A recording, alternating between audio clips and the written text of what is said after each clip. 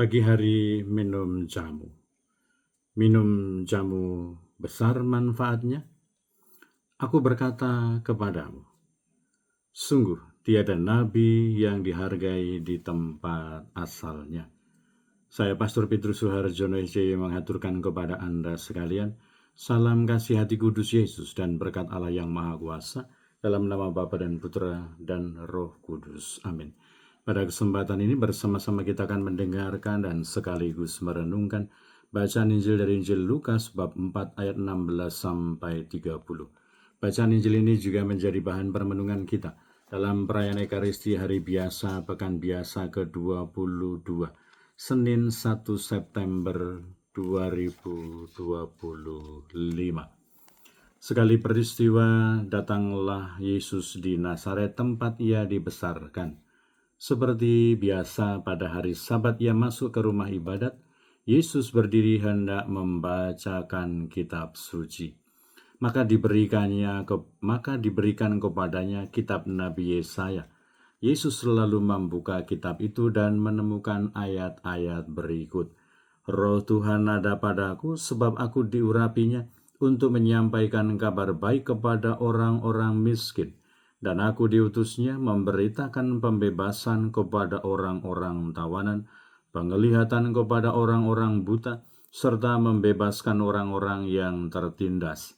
Aku diutusnya memberitakan bahwa tahun rahmat Tuhan telah datang. Kemudian Yesus menutup kitab itu dan mengembalikannya kepada pejabat.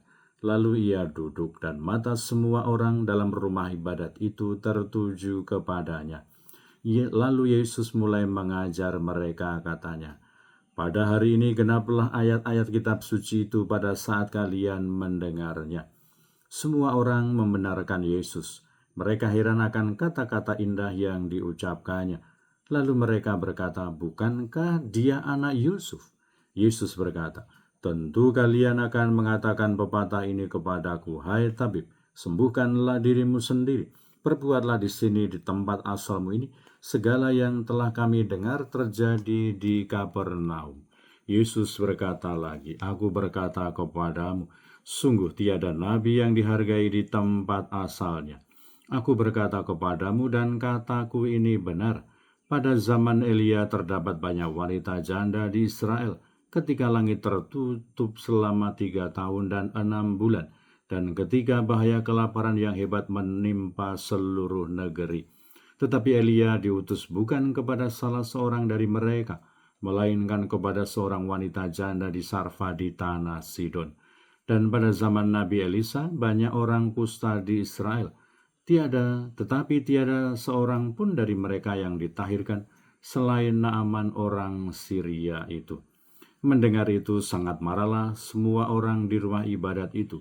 Mereka bangkit lalu menghalau Yesus keluar kota dan membawa dia ke tebing gunung tempat kota itu terletak untuk melemparkan dia dari tebing itu. Tetapi Yesus berjalan lewat di tengah-tengah mereka lalu pergi. Demikianlah sabda Tuhan, terpujilah Kristus. Saudara-saudari yang terkasih, selamat pagi. Bagaimana kabar Anda hari ini? Semoga selalu sehat, berbahagia, bergembira, bersukacita luar biasa, dan senantiasa merasakan kasih dan penyertaan Tuhan di hari yang baru ini. Semoga Anda sekalian, kita semua tetap setia dan tekun, saling mendukung dan mendoakan satu sama lain, supaya kita diteguhkan dalam iman, dikokohkan dalam harapan, dan dikobarkan dalam kasih kita kepada Allah dan juga kepada sesama. Kita berdoa untuk mereka yang tua, yang lansia, yang sakit. Kita berdoa untuk mereka yang masih kecil, yang masih dalam masa pertumbuhan. Kita berdoa untuk mereka yang masih di bangku pendidikan. Kita berdoa untuk mereka yang sudah selesai sekolah dan sedang mencari pekerjaan dan teman hidup yang tepat. Kita berdoa untuk mereka yang terus aktif ambil bagian dalam tugas pelayanan pastoral untuk kemuliaan Tuhan dan keselamatan sesama. Kita berdoa untuk mereka pribadi-pribadi dan keluarga-keluarga yang menghadapi persoalan-persoalan kehidupan. Semoga Allah sendiri yang menolong, menghibur, menguatkan, dan membimbing mereka untuk menemukan jalan keluar yang terbaik. Kita juga berdoa untuk mereka yang sudah meninggal. Semoga berbahagia bersama dengan para kudus di surga. Saya juga mengajak kita semua untuk terus tekun berdoa bagi segenap panitia tabisan Imam Keuskupan Timika yang akan dilaksanakan pada tanggal 18 Oktober nanti. Semoga Tuhan sendiri yang mengaruniakan kesehatan yang baik, semangat iman, semangat sukacita, semangat persaudaraan dan pelayanan untuk kemuliaan Tuhan dan keselamatan bersama. Dan semoga kita semua sebagai pribadi-pribadi, orang-orang yang beriman dan percaya kepada Yesus Kristus, kita belajar dari sabda Tuhan yang kita dengar hari ini untuk mencoba meluruskan paradigma hidup kita, meluruskan pola pikir kita, menjernihkan bagaimana kita menimbang dan menilai situasi kehidupan dan refleksi hidup kita. Dan kiranya itulah persoalan tentang paradigma hidup itulah yang menjadi bahan perubahan sikap yang terjadi di kalangan orang-orang yang ada di dalam bait Allah yang diajar oleh Yesus, yang tadinya mereka begitu heran, kagum akan kata-kata indah dan pengajarannya, bahkan mereka membenarkan ajarannya. Tetapi kemudian tiba-tiba mereka mengatakan, bukankah dia ini anak Yusuf? Mereka memiliki pemikiran sendiri bahwa Yesus ini adalah orang sekampung mereka, orang yang mungkin mereka kenal. Maka kelihatannya tidak mungkin dia mempunyai hikmat yang sedemikian hebat. Tidak mungkin bahwa dia adalah sosok seperti yang mereka kagumi. Maka Yesus mencoba meluruskan apa yang menjadi paradigma, prinsip hidup dan juga cara mereka menilai dan menimbang. Dan justru itulah yang membuat akhirnya pertikaian semakin tajam. Dan kiranya bahwa menjadi refleksi dan permenungan untuk kita. Kita semua pribadi-pribadi yang beriman dan percaya kepada Allah. Kita memiliki pola pikir, kita memiliki paradigma kehidupan. Kita memiliki cara kita menilai, menimbang, dan juga memutuskan apa yang terbaik di dalam kehidupan kita.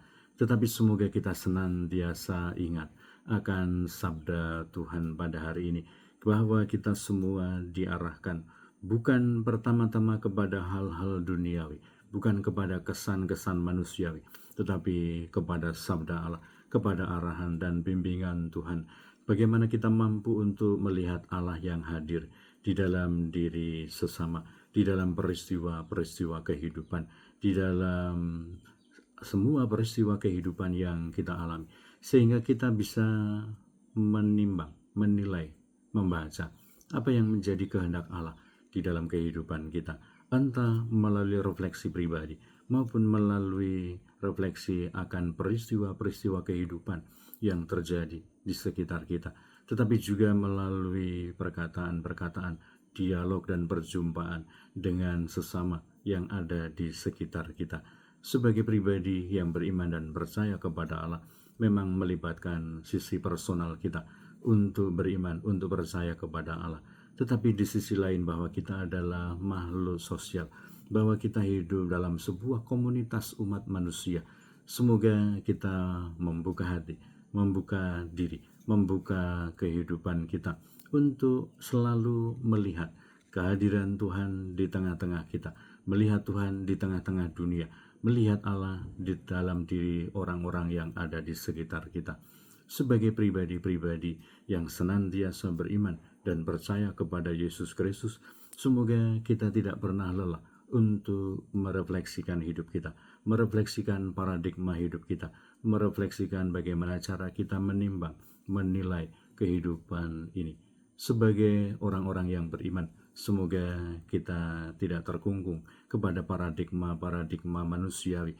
Semoga kita tidak dikuasai oleh egoisme pribadi, tetapi semoga paradigma Allah, cara memandang Allah, cara menilai Allah, cara Allah untuk menyikapi dunia menjadi inspirasi dan pembelajaran untuk kita, supaya kita sebagai pribadi-pribadi yang adalah manusia biasa, tetapi juga menampakkan yang ilahi, menampakkan sisi keilahian kita, menampakkan kehadiran Allah di dalam kehidupan kita.